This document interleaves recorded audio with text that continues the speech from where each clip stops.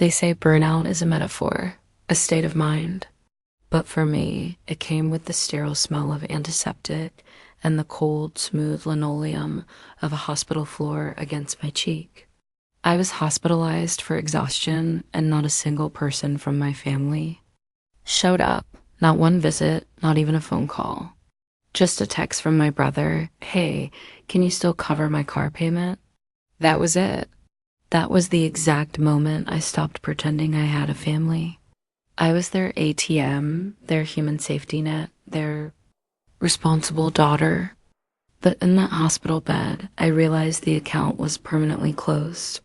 I did something, a few quiet clicks on my phone, and a few days later, my dad called me, his voice tight with panic. What he said next, I'll never forget. "My name is Erin. I'm 29, and this is the story of how I finally collected on a debt they never thought I'd call in my life. Up until that point, could be described in one word: reliable. I live in Oregon in a small studio apartment with a fridge that hums like an aircraft engine. I'm a speech therapist at a public school, which means my days are a chaotic symphony of coughing kids, mountains of paperwork, and parents who either think they know everything or don't show up at all. My office is a shared space with the school nurse, so someone is always sniffling 3 inches from my face. It's a demanding job, but I love it. I love helping kids find their voice. The problem wasn't my job. The problem was my second job. And my third, after school, I'd write lesson plans until my eyes burned, then head to my weekend gig at a toy store in the mall.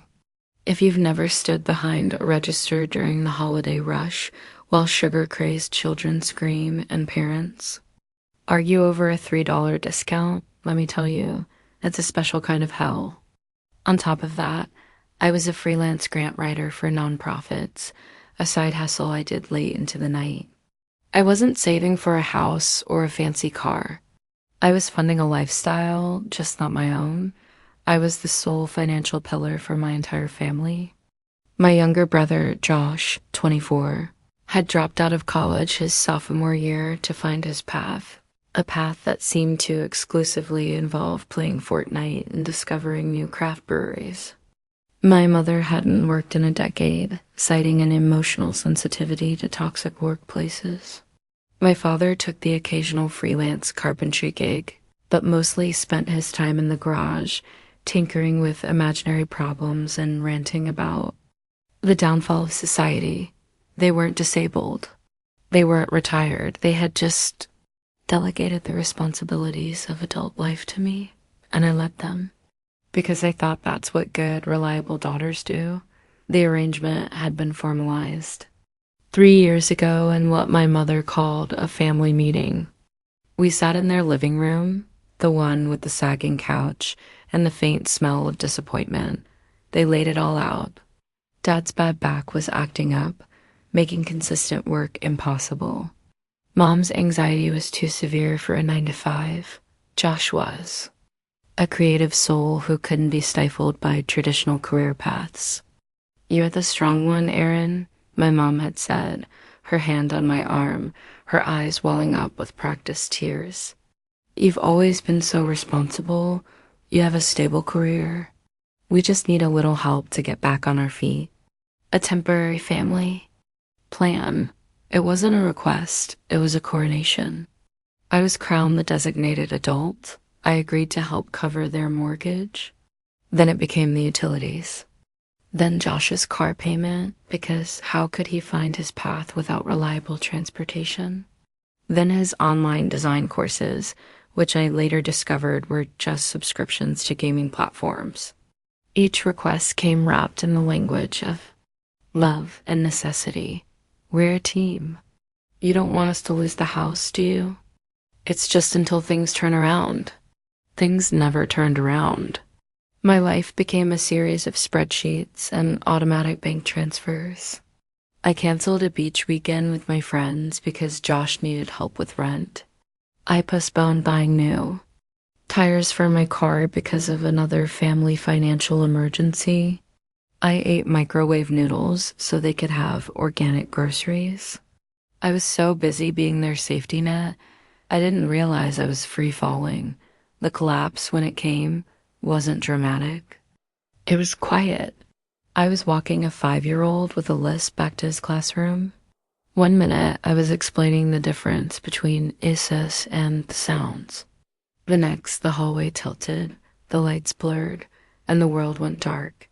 I woke up in a hospital bed, staring at a beige ceiling tile. A nurse was shaking her head. "Sweetheart," she said, her voice a mix of kindness and exasperation.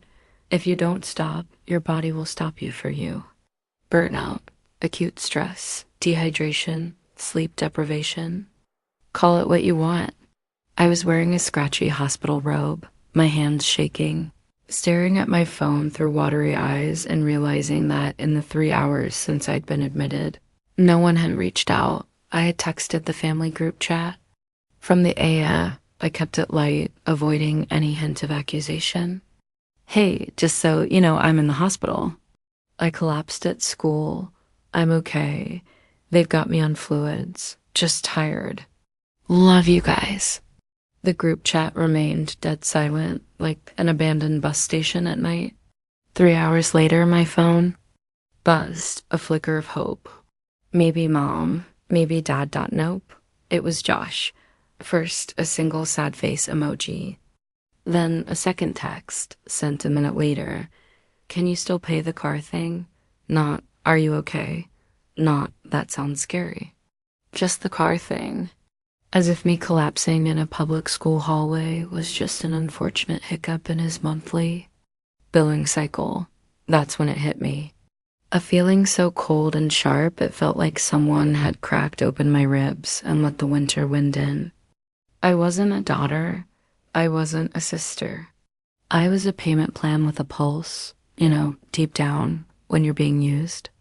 You feel it in the pit of your stomach every time you say yes when you want to say no. But until you admit it to yourself, you can keep playing pretend. I've been pretending for years. And now, lying under in 4-bag, I was finally brutally wide awake. Later, the nurse came back. "How's your pain?" She asked up physically, maybe a 3 out of 10. Emotionally, somewhere around burn it all down. I spent 3 days in that hospital. And for the first time in years, I started to feel like a person again. No lesson prep, no tantrums, no constant financial anxiety. It was like someone had finally cut the power and my whole nervous system had stopped twitching. During those 3 days, my phone lit up with 11 messages from my family. Not a single one asked how I was feeling. They were a shopping list of needs. From dad. "Don't forget about the mortgage." Bill came in, due by Friday. From mom, "There's a cute sweater on sale. Can you send me $50? And later, "Due. You remember where you got that blender? Ours broke. Can you send a link?" From Josh, a Venmo request for $75 that just said, "Bless you. Sis," with a laughing emoji. They knew I was in the hospital. I had told them. And the only things they could think to message me about were bills, blenders, and sweaters. I didn't cry. I laughed. A dry, cracking laugh that echoed in the quiet hospital hallway. A nurse turned to look, concerned. I just waved her off. I didn't text back. Instead, I opened the notes app on my phone and typed one sentence. "They don't love me. They depend on me." Then I curled up on the stiff hospital mattress and finally let myself grieve for the family I had always wanted, but never had. I came home drained, with a doctor's order for a full week of rest. I turned my phone off. For 2 whole days, there was nothing but the comforting hum of my old fridge and the sweet, beautiful sound of silence. I read a book. I took a nap. I started to remember who I was when I wasn't solving someone else's problems. On day 3, the storm broke. The call started. My dad, then my mom, then Josh. I didn't pick up. The text escalated from feigned concern to outright irritation and then to panic. The source had finally dried up. Then came the call I knew was designed to break me. It was my dad. I let it go to voicemail. A message popped up a second later. Pick up. Urgent. Mom's not well. My stomach dropped. I answered the second time he called. Aaron, finally, he said, his voice theatrically shaky. I don't know how to tell you this. Your mom, she had a bad episode this morning. We had to call an ambulance. The doctor said it was stress-related. Her heart, she could barely breathe. I stayed quiet, my heart pounding. This is because of you, he added, his voice dropping to a wounded whisper. She's been so worried you disappeared. She thought she'd lost you. If you want to see her alive, please, just come. Tell her you're not mad. And he hung up. I threw on my clothes, my head spinning. If you want to see her alive. My mom had always been the fragile one. Her mysterious migraines, her sudden dizzy spells, her sensitivities. I always believed her. What if this time it was real? I drove to their house, my guilt a lead weight in my gut. My dad met me at the door. Mom was in bed, in a dim room with the curtains drawn. She looked tired, small, her face pale. Josh sat at the edge of her bed, the picture of a doting son. Aaron, she whispered, reaching a weak hand towards me. I'm so glad you came. I got so scared. I had a dream that you left us. It all seemed so believable. I sat by her bed and held her hand, second-guessing everything. Maybe I had overreacted. For the next few days, I fell back into my old role. I brought groceries. I made soup. I helped around the house. Mom stayed in bed, speaking in hushed tones. No one asked for money, but she did mention offhand, the new meds are expensive. But it's fine, we'll manage. I sent $120 for the medication. A few days later, the washing machine broke. I sent $400 for a new one. Just like that, I was back on the leash. The truth came out by accident. I ran into Mrs. Parker, my parents' upstairs neighbor, at a bakery. We made small talk. So, how's your mom doing? She asked cheerfully. She's resting. She had a bit of a health scare, I said. Mrs. Parker raised an eyebrow. Oh, was she sick? Funny, I saw her just last Friday, looking great.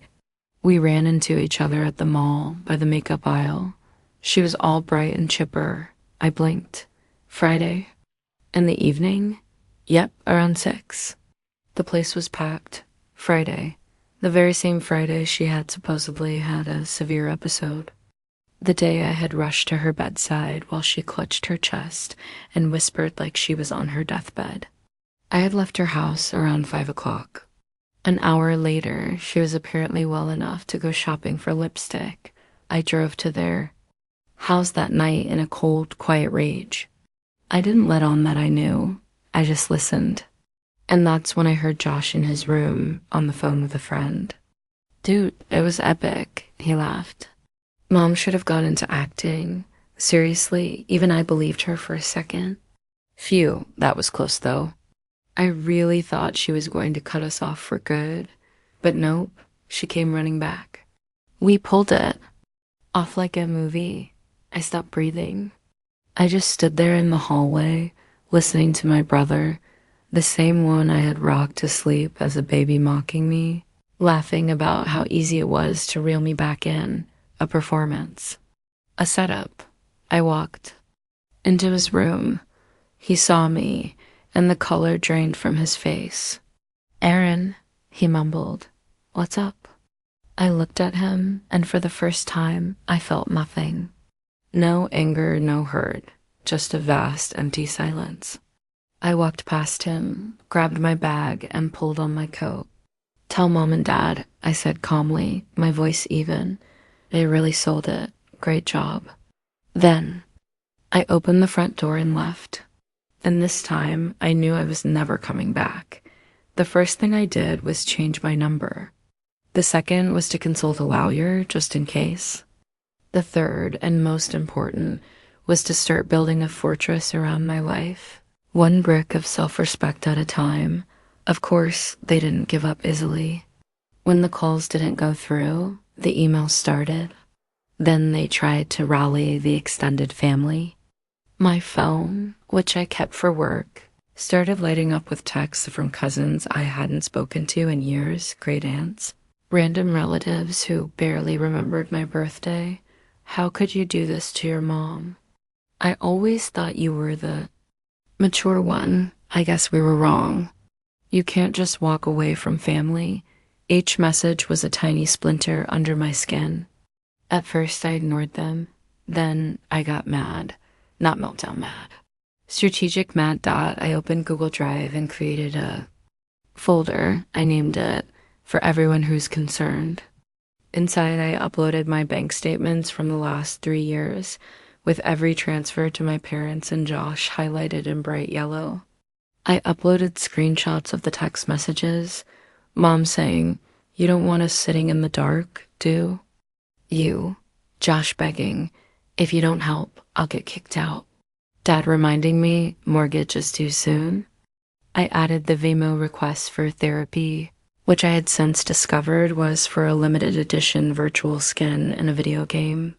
I included a photo of my hospital discharge papers, dated and time dash stamped. Then I drafted a single polite email. "Hello, everyone," it read. "It seems there has been some concern about my recent decision to step back from my family. Before you form an opinion based on a one-sided story, I invite you to review the attached documentation. This folder contains a partial record of the financial support I have been providing for the past 3 years. I am not looking for sympathy, only understanding. My silence is not an act of cruelty. It is an act of survival. I wish you all the best, Erin." I sent that email to every single relative who had contacted me. Then I blocked them all. The fallout was immediate and spectacular. My phone rang with a number I didn't recognize. It was my Aunt Carol, my dad's sister. I braced myself for a lecture, but instead her voice was choked with tears. "Erin, I just saw your email," she sobbed. "I had no idea. Your father told us you were being selfish, that you had abandoned them." "Oh, honey, I'm so sorry." Apparently my evidence folder had detonated a bomb in the middle of the extended family's group chat. Some people apologized profusely, some went silent with shame. A few doubled down with the classic, "But they're your family." To them, I didn't reply. You can't reason with people who worship at the altar of obligation. It's been 6 months. I have a new apartment now. It's small, but it has big windows that look out onto a park. In the morning, I hear birds. I don't work weekends anymore. I have hobbies. I joined a pottery class. My first creation was a lopsided mug, but it's my lopsided mug. I drink my coffee from it every morning. For Christmas, I went to Seattle just because I wanted to. I don't have the family I was born with anymore, but I have myself. And as it turns out, that's more than enough datas for them. Well, cutting off the money supply triggered the mild apocalypse I always knew it would. Josh's car was repossessed. He had to get a job, a real one, bussing tables at a diner. My dad's freelance projects magically vanished. Last I heard from my aunt, he's now working part-time at a hardware store. And my mom, after her decade-long sabbatical from the workforce, is now a receptionist at a dental clinic. They had to sell the house. They couldn't afford the mortgage without their investment paying out.